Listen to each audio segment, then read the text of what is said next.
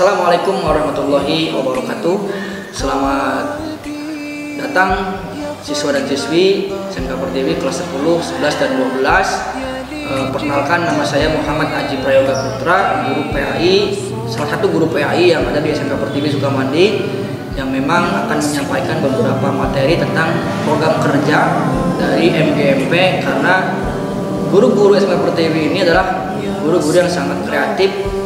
Mereka dari berbagai genre atau jenis kelamin, mereka berkumpul dalam satu ranah atau dalam satu ruangan di mana mereka membuat yang namanya MGMP, perkumpulan MGMP per mata pelajaran. Nah, kami guru-guru PAI, nanti ada Pak Redwisno, ada Pak Yusuf, dan juga ada Bu Lupa, dan juga saya Muhammad Aji Prayoga Putra akan membuat yang namanya program kerja.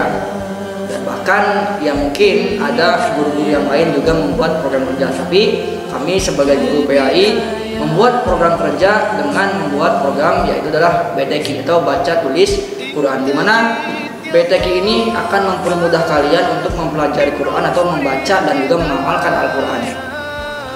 Oke, kita mulai. Kebetulan saya ini kebagiannya adalah mempelajari hukum-hukum tajwid, dan nanti akan ada bagian-bagian yang lainnya seperti makhrajul huruf, dan juga ada bagaimana cara menulis Al-Quran dengan benar.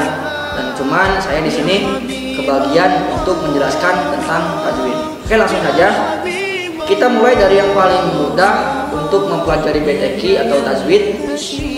Kita mulai dari yang paling mudah, yaitu mempelajari hukum nun mati dan atau tanwin. Mempelajari nun mati atau tanwin. Kita masuk ke izhar. Izhar adalah membaca huruf nun mati dan tanwin dengan jelas atau terang tanpa dengung apabila bertemu dengan 6 huruf-huruf izhar. Huruf izhar ini ada 6, yaitu adalah alif, ha, kho, ain, ghin, dan ha. Ha besar ya, bukan ha kecil. Saya ulangi lagi, huruf izhar itu ada 6, alif, ha, kho, ain, ghin, dan ha. Jadi kalau misalkan ada nun mati atau tanwin yang bertemu dengan 6 huruf tadi, 6 huruf yang alif, ha, kho, ain, ghin, ha, maka dibacanya harus terang atau jelas. Jangan dibaca dengung atau samar, karena itu beda pengertiannya dan juga beda ruangnya, beda ruang lingkupnya. Nah, kita di sini bahas izhar, dimana kalau misalkan izhar nun mati atau tanwin yang bertemu huruf-huruf izhar yang 6 tadi, maka kita harus membacanya dengan jelas atau terang.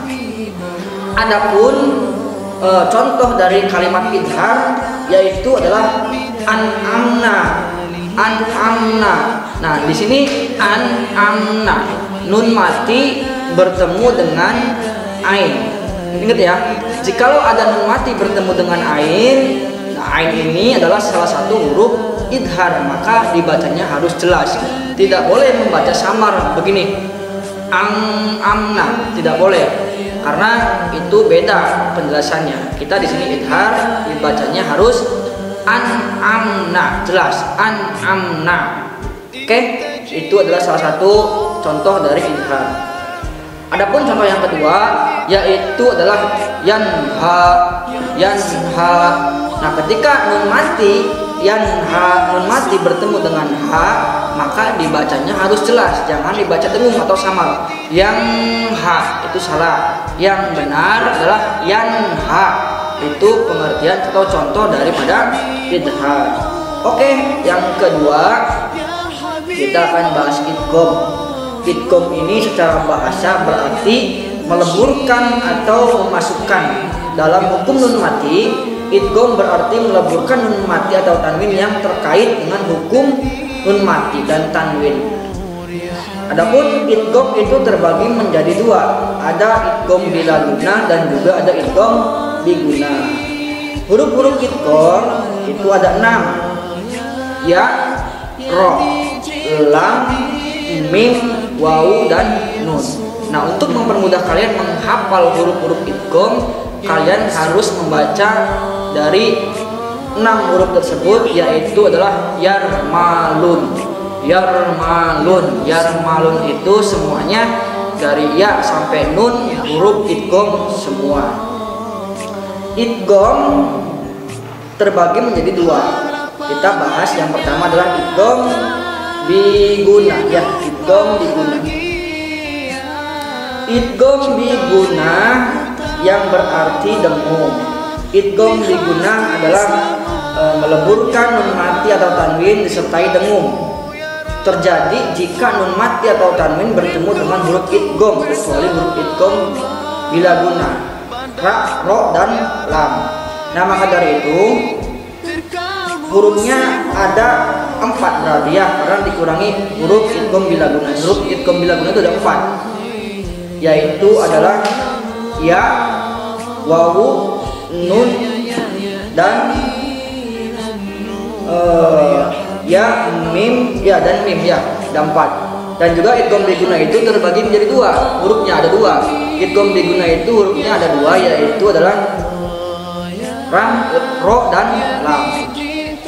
Contoh bacaan idgham biguna yaitu adalah wa may yaf'al, wa may yaf'al. Nah, dalam tulisannya memang ada nun mati yang bertemu dengan ya, tapi jangan dibaca wa man yaf'al. Nah, ini nun mati ini bertemu dengan ya, maka dibacanya dileburkan nun matinya menjadi wa may yaf'al. Oke, sampai sini mudah-mudahan kalian paham, dan juga kita akan mempelajari halnya lagi di pertemuan yang selanjutnya. Hanya sebatas pengetahuan aja sekarang dasar, dan mudah-mudahan kalian paham.